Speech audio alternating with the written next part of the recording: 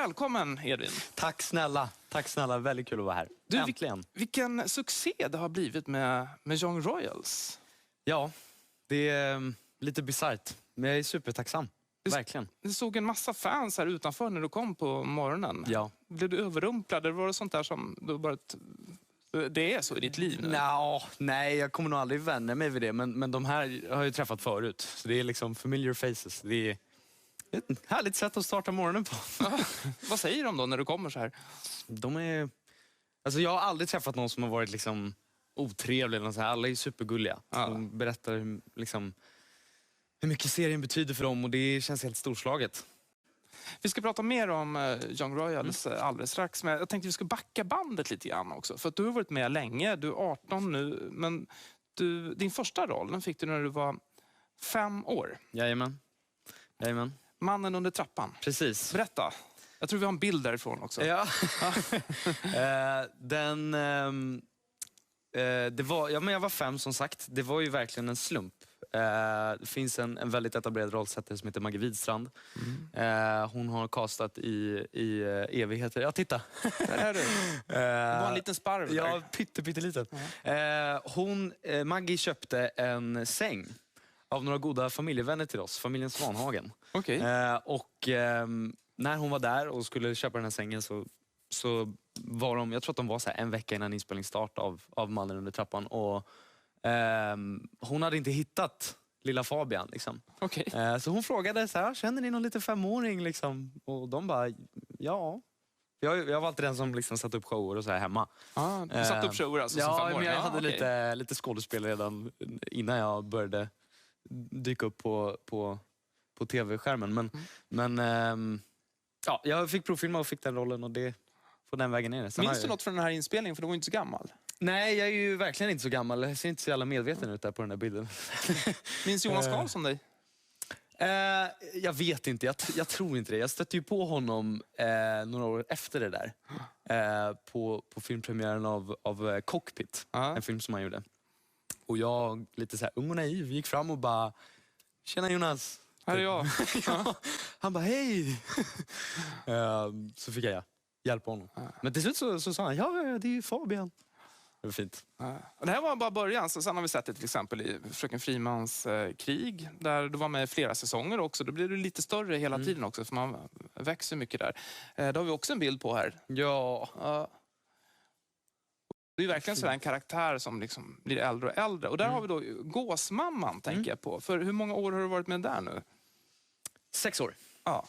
Och då var du ju inte så gammal från början heller. Nej, jag var 12 år första säsongen. Som du säger, jag har ju vuxit upp med den liksom. Jag kan inte... Eller, jag vet inte, det har varit fantastiskt hela vägen liksom. Jag har lärt mig så mycket både som skådespelare och människa tror jag. Och kommit väldigt nära liksom, de jag har jobbat med. Min familj i Gåsmamman är liksom någon slags mysig bonusfamilj på sidan av också. Hur har det varit där då? För din karaktär blir ju äldre. Är det svårt att jobba med den rollen? Ja, det finns ju en utmaning i att göra en serie som håller på så här länge. För mig så är det ju liksom att hitta någonting nytt varje säsong vi gör. Sen så liksom, det finns ju en viss fördel i att jag rent liksom fysiskt åldras liksom, så det blir någon slags förändring, men också att hitta något nytt i hur han utvecklas som människa liksom. Man är ju inte liksom riktigt likadan mellan 12 år. Alltså du vet, man växer upp och man förändras och är med om saker liksom. Men jag kan också inte tänka mig något bättre ställe än att ta sig an de här utmaningarna. Hur gick det då till sen? Om du nu ska prata lite Young Royals. Så gick det till? Du sökte den rollen. Hur reagerade du när du fick den? Jag fick ett samtal från min agent. Jag var på T-centralen. Och gjorde någon litet glädjeskutt där. Mitt bland folk. Försökte hålla mig, men det var lite svårt. Sen åkte jag åkte ut i landet, träffade familjen. Det var fint att få berätta för dem och de blev superglada och stolta. Handlingen då? En ung prins som har varit lite stökig. Placeras på internatskola av sina föräldrar, drottningen och drottningens gemål, prinsen. Vad händer där? Vad menar du? Vad händer när han kommer dit? Han är inte helt bekväm. Nej, han trivs ju inte i den miljön på det sättet att alla tar i honom med silkeshandskar på Hillerska. Han träffar på Simon som spelas av Omar Rudberg. Han ser på Wilhelm på ett lite annorlunda sätt. Han har en integritet som jag tror att Wilhelm dras till. Och som han respekterar. Och sen får Wilhelm möjlighet att liksom utforska vem han egentligen vill vara. Just det. Och det utvecklar sig ju till en kärlekshistoria. Vi ska se på ett litet avsnitt ur Young Royals kommer här. När du och jag träffades för några veckor sedan och pratade om det här, då sa du att något du gillade med den här rollen, det var då att din karaktär, hans sexualitet är inte definierad. Det är däremot Simons. Man vet att han liksom är homosexuell. Och du sa att det tilltalade dig väldigt mycket. Hur tänker du där? Ja, jag tycker att det är bra att vi också liksom representerar människor som inte sätter någon etikett på sin sexualitet kanske. Jag tror att det är fint också för att så här, visa att det är så det kan vara. Liksom. Att man ska inte behöva liksom känna någon slags press i att sätta någon etikett. Jag känner väl att det kommer liksom från samhället. Att alla måste hitta någon form av liksom, jag är hetero eller jag är homosexuell eller jag är bisexuell eller trans eller vad det nu är. Men att det också är okej att inte veta. Liksom. För mig kändes det bara ärofyllt att få representera det. Du berättade också att du fick bygga upp din karaktär rätt mycket själv. Så att du skrev flera A4-sidor om vad du trodde. Hur du trodde att den här karaktären, Wilhelm, hur han var, hur han kände. Vad fick du in där av dig själv? Men som du säger, jag hämtade liksom inspiration både från mitt eget liv och mina erfarenheter. Också från vänner och sådär. Men en grej som jag har tagit ganska mycket inspiration, det är mina egna erfarenheter av ångest. Som jag har implementerat på Wilhelm. Ska vi ta lite om det? Då kan ni som tittar också veta att vi har kommit överens om att vi pratar om det här. Att vi också kommer använda nu, prata om psykisk ohälsa. För det är det du har upplevt. Berätta. Nej, men det är någonting som jag tror att ganska många är med om. Särskilt i en ung ålder. Ibland mår man dåligt liksom, och det är okej. Jag fick hjälp av min dåvarande flickvän att börja prata med en psykolog. Det har varit superhjälpsamt. Jag har fått tips om hur jag ska hantera ångest och panikångest och sånt där. Och det är ju sånt som jag har kunnat använda som redskap i mitt jobb också. Nu med Wilhelm till exempel. Har det varit en stor del av ditt liv det här att hantera ångest och panikångest? Det har varit en del. Alltså, vissa dagar är väl liksom värre än andra. Liksom, och det är klart att det går i perioder. Liksom.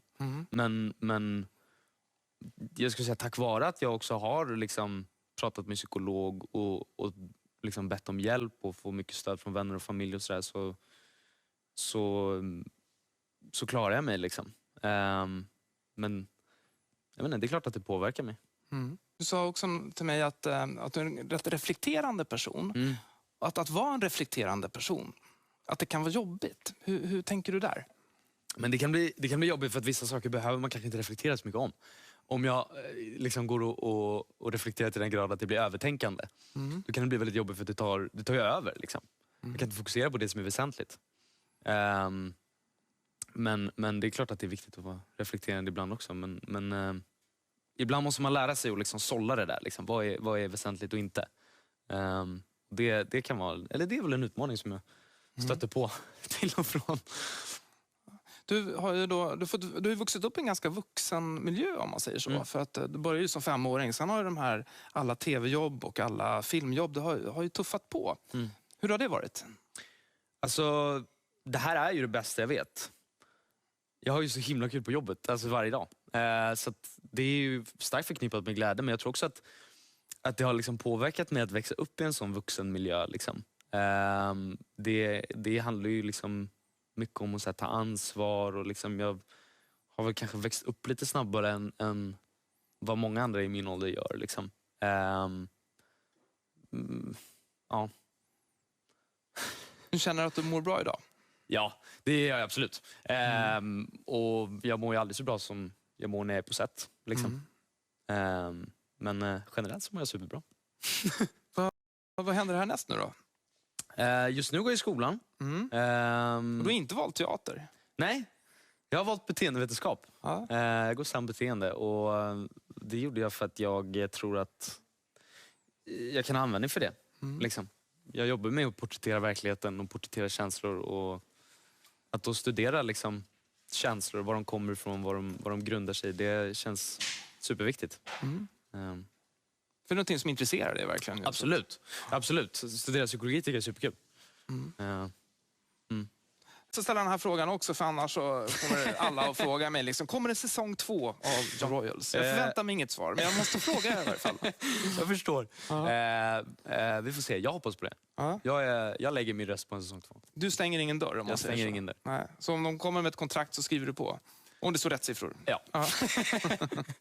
Och du, till sist, den här känslan då, vi sa att det var ju folk som väntade på dig när du gick in här, men när du och jag började prata om varandra, då tror jag du hade 20 000 följare på Instagram, nu har du 1,1 miljoner. Går det att ta in?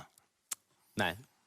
Det är smått bisarrt. Liksom. Jag kan fortfarande inte riktigt förstå hur många människor det är. Är det Friends Arena är 50 000. Ja, det är inte 1 miljon i varje fall. Nej. Men det är rätt många arenor. Hur många Friends Arena är det då?